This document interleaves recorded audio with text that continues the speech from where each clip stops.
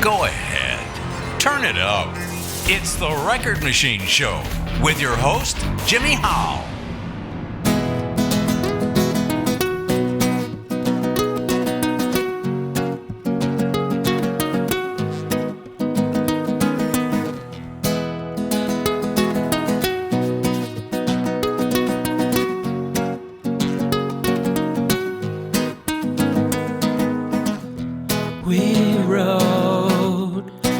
City, crossing all these bridges, wondering how to get back to this town. Seems like the music hit right as we had reached our limits and the world had taken us to heights unknown. And like a poem, he danced into the moonlight and everything was alright now. Living for the moment, every hand's on deck now. Seems like the world is waiting for the truth, the day to come when we can be one with our youth. And the words that we say will carry us through all of our days.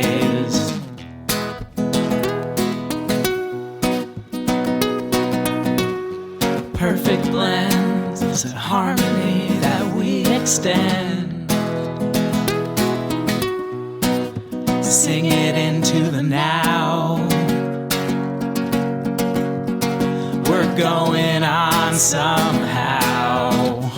Nothing will take us down again.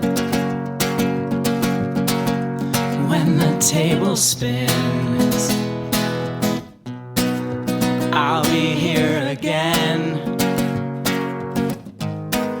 You know that I'm your friend. Hope you understand.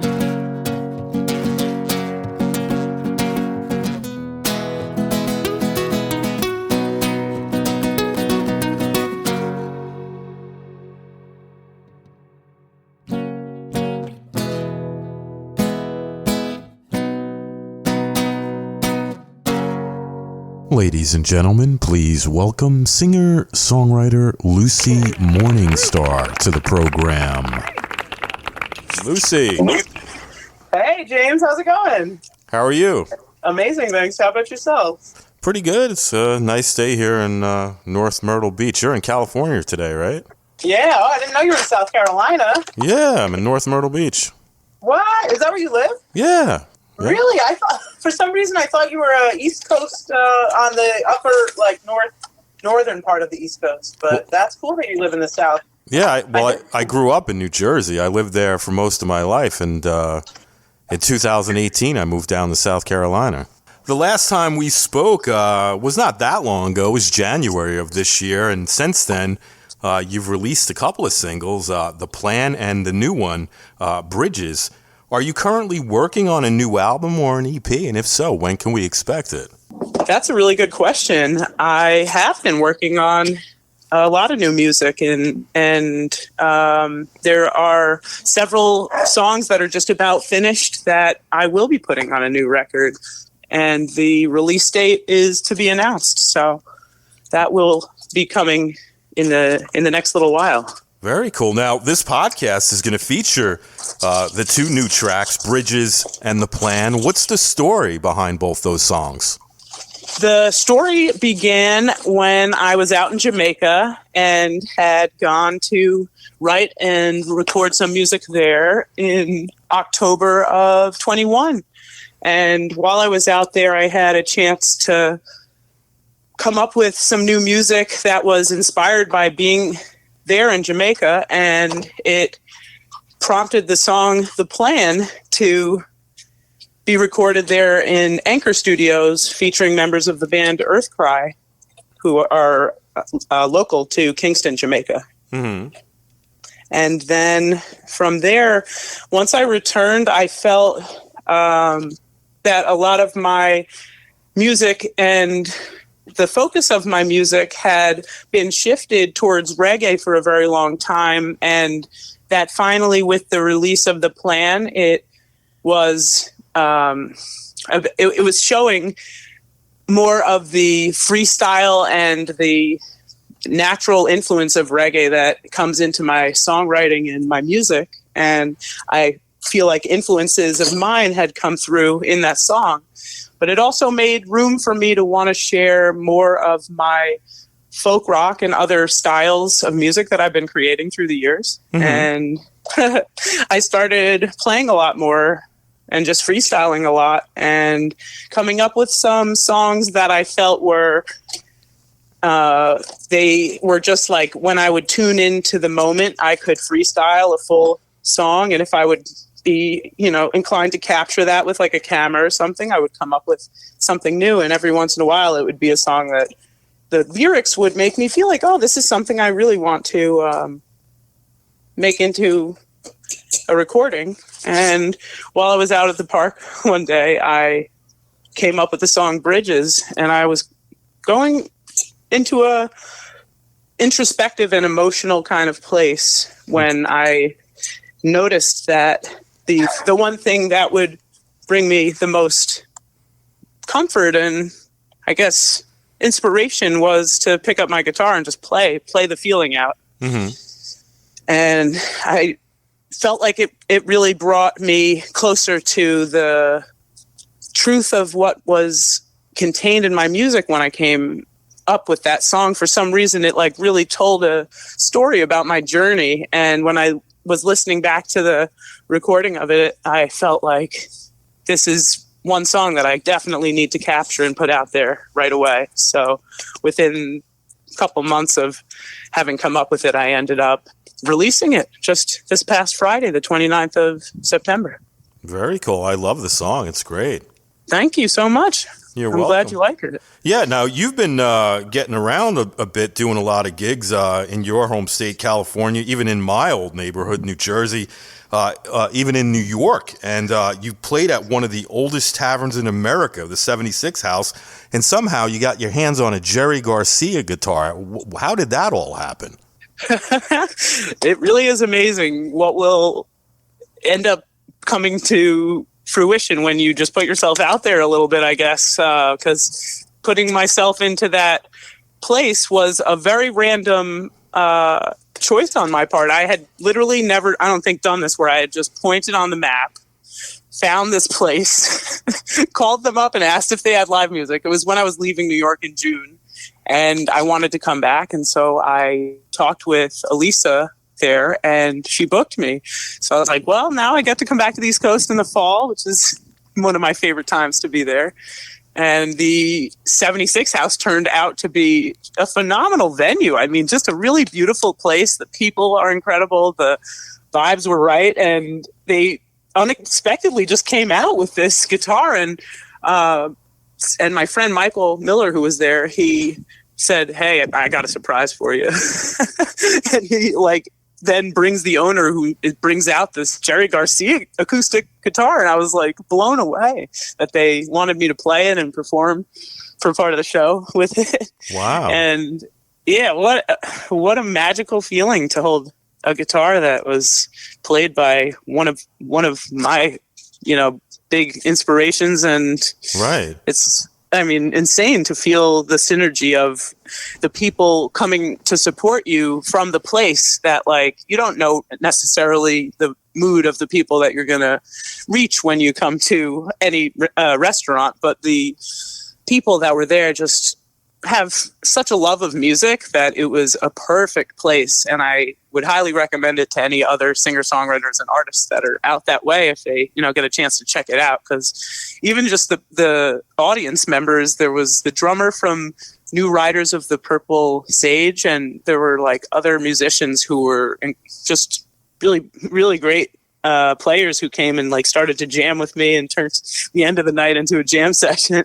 It was great. Now, how did the owner get a hold of Jerry Garcia's guitar?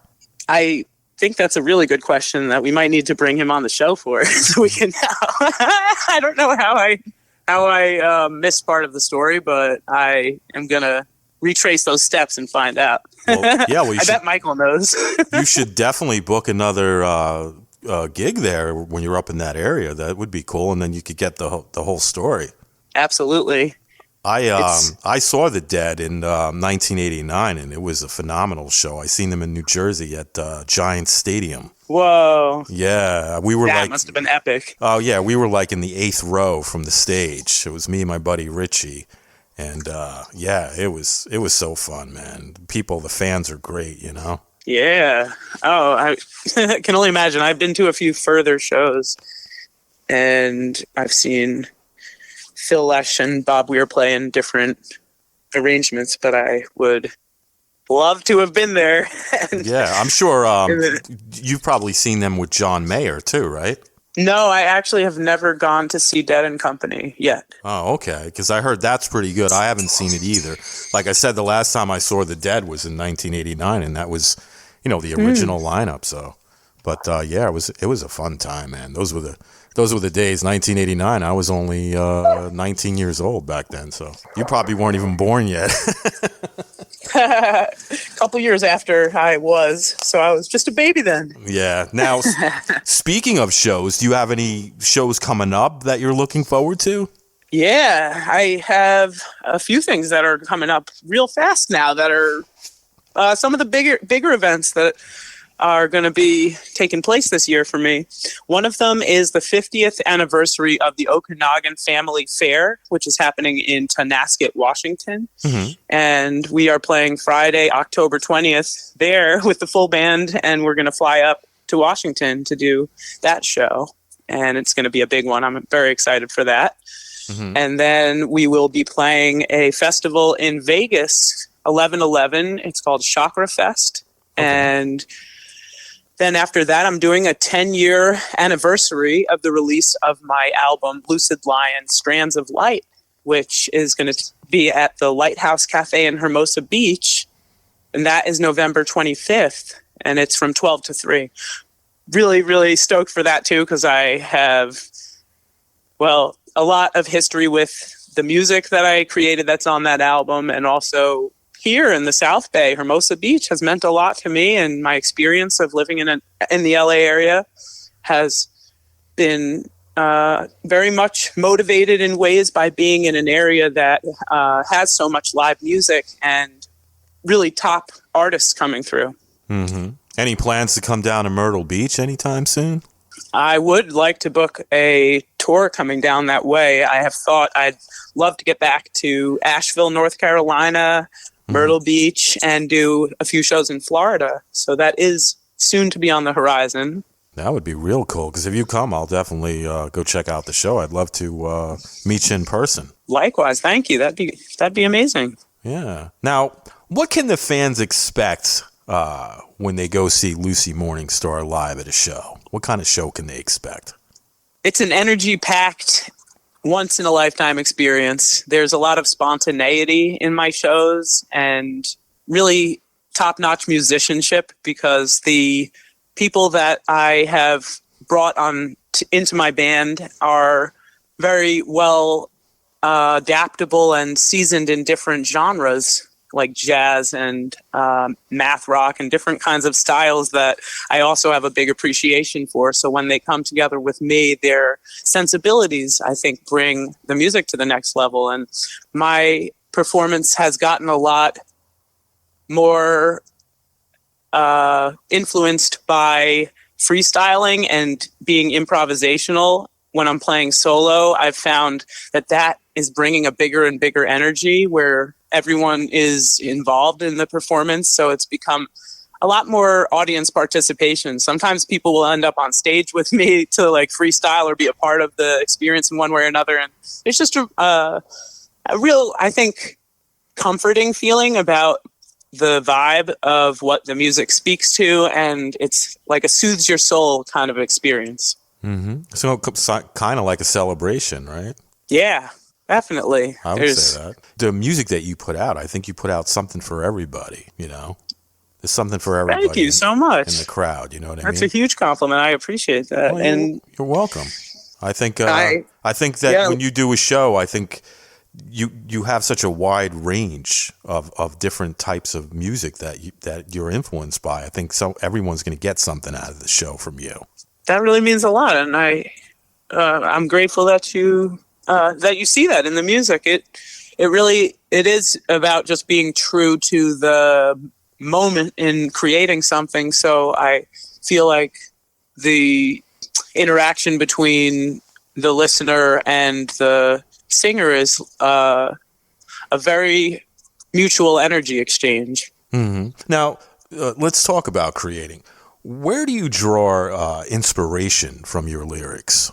The lyrics that have been in my recorded music have most times been inspired by trials and tribulations and things that I've had to go through on the way that have, I think, pressed me into a deep emotion that once that emotion is rooted, it can channel something else to emerge from that into a palatable type of sound. Mm-hmm. Yeah. And so lyrically, I mean, I'd started writing poetry when I was younger, and sometimes we'll write a poem that I turn into a song by putting music to it. And other times the sound of a melody will come to me, and then lyrics will find their way to the melody. Very cool. Now, besides being a singer-songwriter, I also understand that you're an actor as well. How did you get involved in acting? Yes, I have a good amount of experience with acting. I had started when I was a kid and taken some acting classes and been in some plays. And my parents really encouraged me in theater and to be open to entertainment. I think they saw in me a passion that they encouraged, and the more that I've gotten to do various things in entertainment, it kind of steered me right to where that focus is. So acting on TV and film started for me when I had come out to LA and was on this show Justified. Mm-hmm. And I was on the season 5 of it and had done a little like beatboxing with my dreads as they came in the scene, and was you could see me in a few different places throughout this season 5 of Justified, and I made a lot of friends on that set, and the producers and everyone was just so nice to me and really sparked a motivation towards filming that then brought me to a lot of different productions. I got cast in the show Eric Andre Show, which was a comedy on Adult Swim. Mm-hmm. And that then also made me think about my involvement as a writer and how I could get my own ideas on the screen. So between the acting that I did some writing and started to work on my own ideas and screenplays and things like that. I also had a screenplay that I had written when I was in college that meant a lot to me. And when I shared that with people here in Hollywood, they ate it up. They came back to me later and told me they really, really liked what I was doing. And that also brought me further into like comedy and just wanting to be creatively a part of the expression that I see out there. Whether it be putting a smile on someone's face in a subtle way or making people laugh with a joke, mm-hmm. That's always been something that's hugely relieving to me in my life, is like being able to give people that kind of good feeling and uplift them. So acting is very much a part of that. And some of the roles I've played have been comedic. I was in a movie called The Laundromat, a Netflix film that came out a few years ago, and wow. I had played a cave woman in it. And that was one of the more fun and expressive, primitive kind of roles I got to play too. And I also produced a short called Natalia Wolf. Yes, I've seen that one on YouTube. Very cool. Thank you. Yeah, I'm looking forward to doing some more acting and writing in the future. Now, the reel that you have, I think you put a reel of like some of your parts on YouTube. I think it's also on your website as well. One of them, you were acting with a guy. Was that a horror movie that you guys were doing? we had created a couple trailers and different video promotions and things that we were working on with a videographer that I had hired. And he helped me to bring some of the ideas that I was writing and coming up with to try them out, I'd say, and showcase a little bit of what we could film with him as the videographer and us as the actors. Yeah, that reel was really cool. It looked very professional. Well done. Thank you. Yeah, we got some amazing work done with Andrew. That was such an awesome time. Now, are you currently auditioning for any parts for acting right now? I have been thinking I would like to get back into the production world more. So I had taken a little bit of a step back so I could shift my focus fully to music. And I feel that's been hugely beneficial. I can see a tremendous improvement in every way just by having put that focus in one place. I didn't believe it to be what was necessary before that time. But once I did that, it was like automatically the experience of focus became more enjoyable. So I think that now, it will be nice once I can put a similar focus for a period of time into my acting work. Mm-hmm. Yeah, I could see you doing a tour, even in like a documentary film, like a Lucy Morningstar documentary. Maybe you doing some travels through other countries or even the U.S. I think that would be pretty interesting, documenting history like that. Would love that. That'd be pretty cool, right? Thank you. Yeah. It's an idea, right? Just throwing it out there. Certainly. I like that idea a lot. It doesn't cost much to film shit anymore. You know what I mean? Most people can do it with their phones. They shoot their music videos with their phones. So you could probably shoot a documentary, a short doc, an hour or something like that. Maybe put all clips from all the various shows that you've done throughout the year and then just piece it all together. Maybe put some interviews in there in between, and I think you have yourself a nice little documentary there. That sounds like a good idea. I love that. And then you could put it up on your website. Speaking of, do you have one still, and where can we find it? I do. Yeah, I've been mostly leaning towards Linktree because that has all of my links, including my YouTube, my Spotify, my social media, and then like my main website also is in there. So that's linktree.com/Lucy Morningstar Music. Mm-hmm. And lucymorningstar.com is where you can find all my upcoming shows. And also, I'm on YouTube, and that URL is youtube.com/fieryguitar, FIREYGUITAR.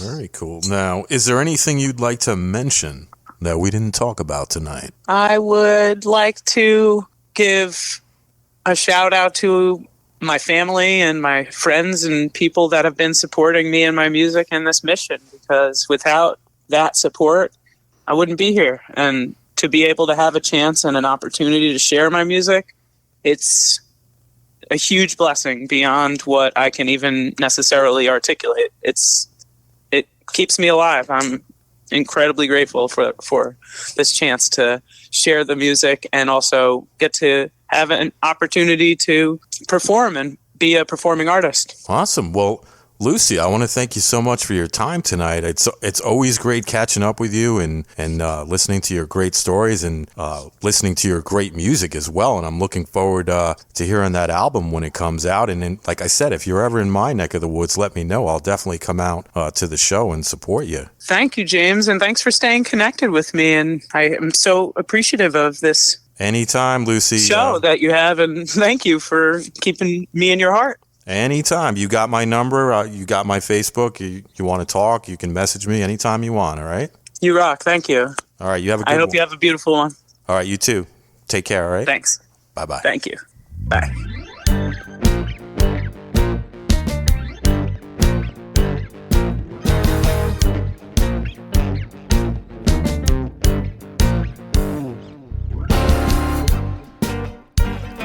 Walking on the river with a storm in hand. Can I overcome aversion to be one with the land? They said forces will pull you. Did you understand?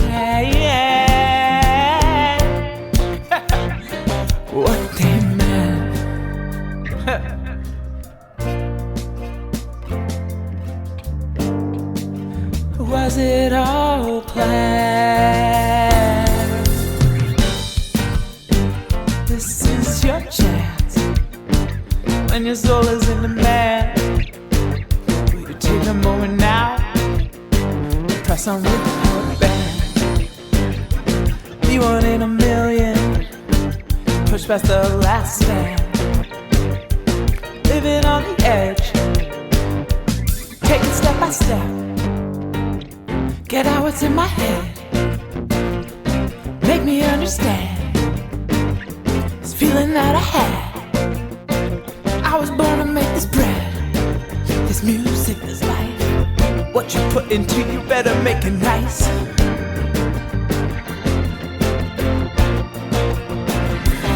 Walking on a river with a storm in hand.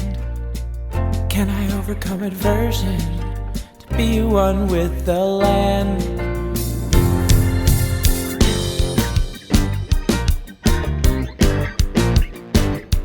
Will you take a moment, press on with your band? One in a million, push past the last stand. Living on the edge, take it step by step. Feeling all this dread, hear what's in my head. Reggae music, green and gold. And what's red, you heard what's in my head. Living on the edge, walking on a river with a storm in hand. Can I overcome aversion to be one with the land?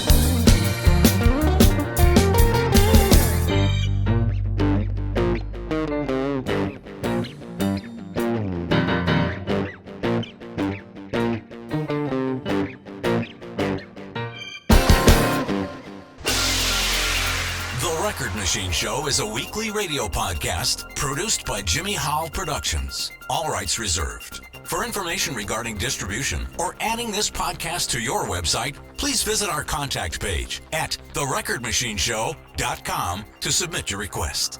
Thanks for listening. See you next time on The Record Machine Show. The Record Machine Show.